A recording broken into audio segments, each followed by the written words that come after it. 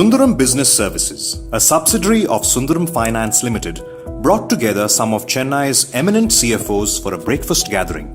Mr. Rajeev Lochan, CEO Kasturi Sons, the keynote speaker, delighted the audience with his rich insights on CFOs being the champions of change. The panel discussion debated about the challenges and changes faced by CFOs today. Here is a glimpse of what happened. What we are seeing whenever we talk to CFOs today is that there is a strong intent in terms of driving and influencing strategy. That's where CFOs seem to be spending a lot of their time. One of the main things we're hoping for is by the time you leave this forum today, you will find inspiration in some of what is said to act as a catalyst for change in your respective organizations. Also, we are targeting this as a way for many of you to network with fellow professionals. There is a demographic discontinuity, there is a technological discontinuity, and there is a socio-economic discontinuity, all happening simultaneously, which will only continue to get more and more rapid. The confluence of these three in my mind creates a cocktail of prosperity. I think we're going to be faced with challenges where both sides of the coin are right. And how does one process a right versus right dilemma? The second thing that you have raised is really in terms of the regulatory and some of those. I mean, of course, the manner in which you report also has a bearing on how one of the critical stakeholder looks at you, which is the investor. Another critical stakeholder might look at you, which is really the financiers, or the banking and other regulatory setups and so on. So take those as well as part of the planning process as you build. But this whole issue in terms of quite often I have wrestled with this kind of issue as to who you're reporting to as a CFO. Are you reporting to the CEO, which is obviously, there is a clear leader as far as the business is concerned, and there is a reporting relationship that evolves. But are you also reporting to the investors? Because they are, in my case, it was the biggest shareholder was Tata Sons. Can I move from fund to focus? So suppose if I am asked to define who's a CFO, maybe I may say you should be first of all a customer-focused officer. and why do I say that? I think it's very, very important to be connecting to the business today. So I would view the current CFO's role as more compliance focused, apart from also being involved in the business strategies. It is also very important for a fair value measurement and reporting as far as the CFO is concerned. So it becomes very, very important to have adequate control systems in place. So CFO also plays a very, very important role in designing effective control systems. So on a larger basis, more emphasis is being provided to give the stakeholder, be it the investor or the banker or anybody involved or the business environment as such, more emphasis is given on substance over form, and that's why fair valuation is actually a bedrock for the regulations that are coming up right now. So the CFO is definitely more compliance focused and has to be more compliant focused in the days to come.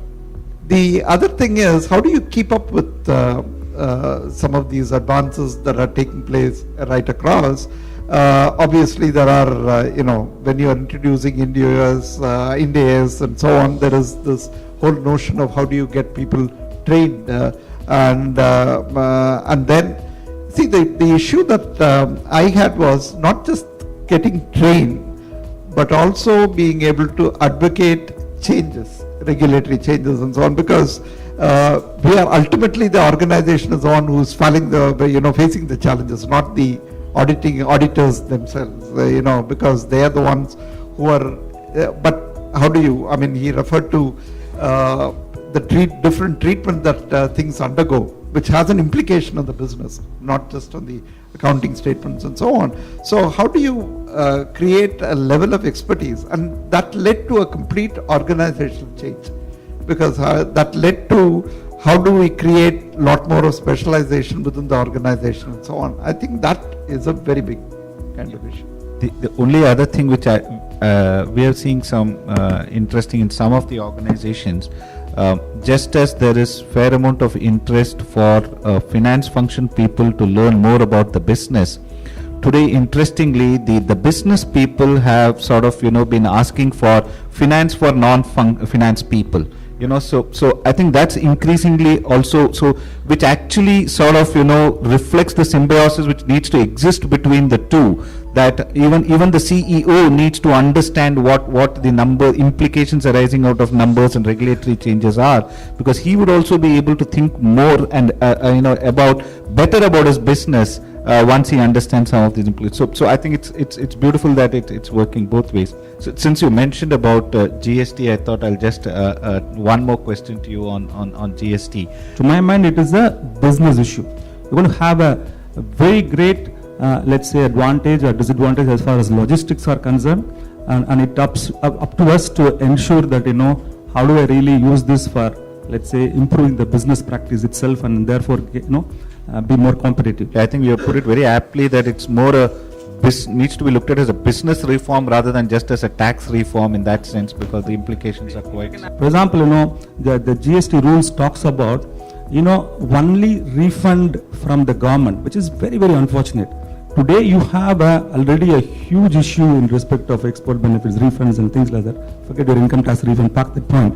I'm talking about even the indirect tax refund. The government is saying that, look, we shall switch over to refund-based mechanism, which is a very unfortunate thing, because, while the government may have a very laudable objective of putting everything online and streamlining the process, which itself is not happening, as we know, but then if this is going to be implemented, then I think, we're really going back. While GST could be 2 steps forward, on this type of issues, there could be backward, 2 steps backward. So therefore, we need to pick these issues and represent to the government and say that, look, hey, this cannot be the avatar in which, you can introduce GST. So I think this is also equally important. What Rajesh and Sundaram Business Services should probably do is break the contractual obligation into various parts, allocate the transaction price X into each part, and then recognize revenue on a period basis. So this wasn't the case, earlier. Earlier, based on your milestone, you agree that this is the contractual price. As and when I bill you, I recognize revenue. So that paradigm shift is going to happen. And coming from a standpoint of compliance with taxation, right? This would pose a challenge. But however, Indian taxpayer and India Inc. have been very well conditioned all these years to handle the income tax or the indirect taxation department.